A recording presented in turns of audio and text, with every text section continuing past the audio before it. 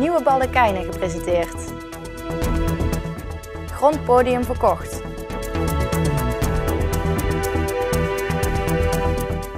Het is vandaag 4 september. Dit is het Pelemaasjournaal. Vanaf midden 2015 wordt de afdeling Beeldende Kunst van Kunstencentrum Jeruzalem afgestoten. De belangstelling voor cursussen zoals edelsmeden, keramiek en schilderen is de laatste jaren sterk gedaald. Het noodlijdende kunstencentrum zag geen andere mogelijkheid dan deze verliesgevende tak te beëindigen. Het voortbestaan van de beeldende kunst stond al langer ter discussie. De beeldende afdeling neemt circa 10% van de exploitatie van het kunstencentrum in beslag. De cursussen, die vooral gevolgd worden door volwassenen, hebben relatief veel ruimte nodig. De vraag is wat er over een jaar met de beeldende kunst gaat gebeuren. In het persbericht wordt gerept over verzelfstandiging. Volgens directeur Co van der Velpen is er evenwel nog geen overnamekandidaat in beeld. De beelden in de Grote Kerk hebben weer een dak boven hun hoofd. Maandag werden de 10 nieuwe baldakijnen getoond door het kunstenaarspaar dat ze heeft vervaardigd. Het is een flinke klus geweest. Vera Teunen en haar vriend Hilbert Schalkens zijn zo'n 10 maanden bezig geweest met het vervaardigen van 10 nieuwe baldakijnen. Zij werden benaderd door de stichting Altaar en Kunstverwerving Sint Petrus Bandenwerk, die het initiatief namen de heilige beelden in de kerk weer te voorzien van baldakijnen. De oorspronkelijke baldakijnen zijn namelijk in 1944 als gevolg van de Tweede Wereldoorlog verloren gegaan. En daarna zijn ze nooit meer teruggekeerd. Maar deze week kwam daar dus verandering in. Met behulp van het kunstenaarspaar Vera en Hilbert worden de heilige beelden binnenkort weer beschermd tegen neerdwarrelend stof. Het maken van de 10 replica's is het grootste project waar het kunstenaarspaar tot nu toe aan heeft gewerkt. Ja, we zitten wel echt in deze hoek. Bouwrestauratie, zo'n project als dit hebben we nog nooit gedaan. Maar goed, het past gewoon helemaal binnen ons werk. Ja. Aan het ontwerp en de vervaardiging is een uitgebreide studie vooraf gegaan. De kunstenaars maakten gebruik van oud beeldmateriaal om de replica's tot in de kleinste details overeen te laten komen met de originele. Ja, er waren dus nog foto's in een heel mooi boek van bewaard gebleven van voor de Tweede Wereldoorlog. En dat was echt een geluk. En die foto's hadden ook wel zo'n kwaliteit dat we heel veel details wel konden zien. Er waren wel wat details wat je niet precies kon zien, maar eigenlijk omdat je weet dat het die gotische vormen zijn. Als je dan de boeken doorbladert met oude ornamenttekeningen, dan is het eigenlijk heel logisch wat het geweest is. Dus kruisbloemen, hogels, pinakels, dat zijn echt hele gebruikelijke vormen in de gotische vormentaal. De baldakijnen zijn gemaakt uit hoogwaardig eikenhout, afkomstig uit Duitsland. Het was een uitdaging voor Vera en Hilbert om de replica's tijdens het vervaardigen zo goed mogelijk te laten lijken op de verwoeste baldakijnen. Het maken zelf is natuurlijk ook gewoon heel erg moeilijk, want al dat snijwerk en zoveel onderdelen is gewoon een uitdaging van hoe je het doet.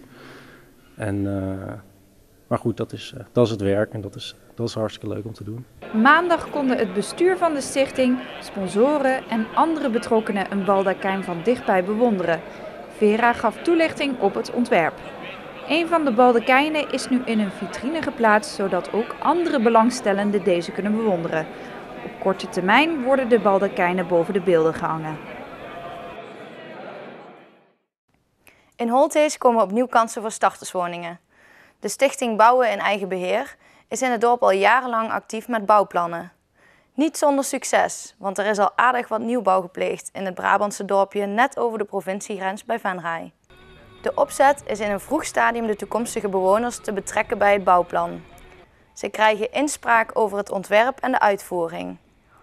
In samenspraak met de aannemer mogen ze ook zelf de handen uit de mouwen steken.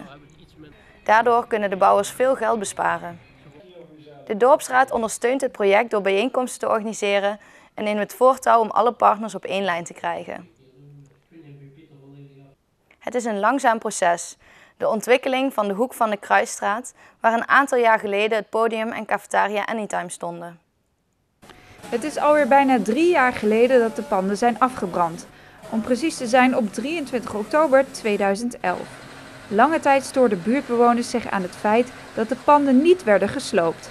Afgelopen voorjaar gebeurde dit eindelijk. Maar dat betekende niet dat er daarna direct weer gebouwd werd. Sinds de sloop ligt het braakliggend terrein met wat gras er ongeroerd bij. Maar er zijn ontwikkelingen. De gemeente heeft na lange tijd de grond van het podium nu verkocht. En daar hebben we lang over gedubt wat we daarmee zouden kunnen doen, of de markt dat op zou pakken. En gelukkig hebben we nu een marktpartij gevonden die dat stukje grond koopt en daar een gebouw gaat bouwen waar beneden kantoren komen en boven een aantal appartementen voor woonurgenten. Hoe ver zijn die plannen? Nou, die plannen zijn nu zover dat we overeenstemming hebben met die ontwikkelaar, met Venterra. En die gaat het nu verder uitwerken. Wij leggen dit ook voor aan de raad om die grond te verkopen aan die ontwikkelaar. Er moet het bestemmingsplan gewijzigd worden, dus er moet nog wel wat gebeuren. Maar we hebben in ieder geval een plan. De Anytime is echter niet van de gemeente. De eigenaar van de afgebrande cafetaria heeft plannen voor een nieuwe cafetaria op dezelfde plek en kan zelfs al gaan beginnen. Ja, de voormalige Anytime, de ondernemer heeft er al een vergunning voor, dus hij mag het herbouwen.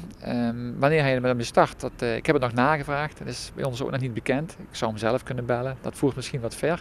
Maar je kan beginnen, dus niets moet hem daarvan weerhouden om te starten. Wanneer er dus een nieuw gebouw op deze hoek komt te staan, is even afwachten. Cafetaria Anytime kan ieder moment beginnen. De wethouder verwacht dat de appartementen op de plek van het podium in 2015 gerealiseerd gaan worden. Tot zover dit Pelemaasjournaal. Deze uitzending wordt herhaald tot en met vrijdag 6 uur 's avonds. Om 7 uur is er weer een nieuw journaal. Weer of geen weer, bij ons is het altijd vakantieweer. Aankomende nacht zijn er wolkenvelden en opklaringen. Het blijft droog. Morgen overdag wordt het zomers warm met een temperatuur van zo'n 25 graden. Het waait zwak tot matig. In de namiddag en avond kunnen er enkele lokale regenbuien overtrekken.